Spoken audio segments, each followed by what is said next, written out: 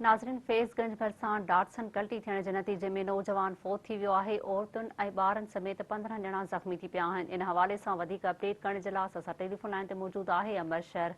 जी अमर, हिन हादसे बाबति छा तफ़सीलात आहिनि? जी, फैज़गंज मेराण हाईवे ते तेज़ रफ़्तार डाटसन कल्टी थियण जे नतीजे में हिकु ॼणो रहमतुल्लाह जखरानी थॾे ते फौत थी वियो, जॾहिं त 15 खां मथे मर्द, औरतूं ऐं ॿार ज़ख़्मी थी पिया आहिनि। ज़ख़्मियुनि में रजब अली, फहद, मुस्बात कुबरा, मुज़म्मिल, मुदस्सिर, बोदलो, मक़सूद ऐं सिदरा शामिल आहिनि। जिन ज़ख़्मियुनि जी हालत नाज़ुक हुजण जे करे उन्हनि खे गंबट अस्पताल मुंतक़िल कयो वियो आहे। जॾहिं त फौती ऐं जेको आहे फौती खे जे लाश जी ज़रूरी कार्रवाई बैदि जेको रूरल सेक्टर फैज़गंज मां बाक्सन हवाले कयो आहे। मालूम थियो आहे त इहे पोरियत हुआ जेके शिकारपुर कंदकोट कशमोर खां पंहिंजे जेको आहे सांगड़ फुटियुनि जी चूंडी जे लाइ वञी रहिया हुआ।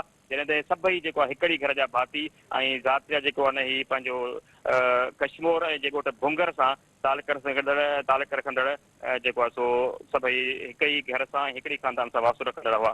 जॾहिं त पुलिस जेको आहे सो पंहिंजे डॉक्टरनि खे थाणे ते तहवील में वठी छॾियो आहे। जॾहिं त ज़ख़्मी जेके आहिनि, जेके ॿार मासूम फैज़गंज रूरल सेंटर दाख़िल आहिनि, जॾहिं त ॿियनि ज़ख़्मियुनि खे जेको आहे सो गंबट अस्पताल मुंतक़िल कयो आहे। जी अमर, अवां जी महिरबानी।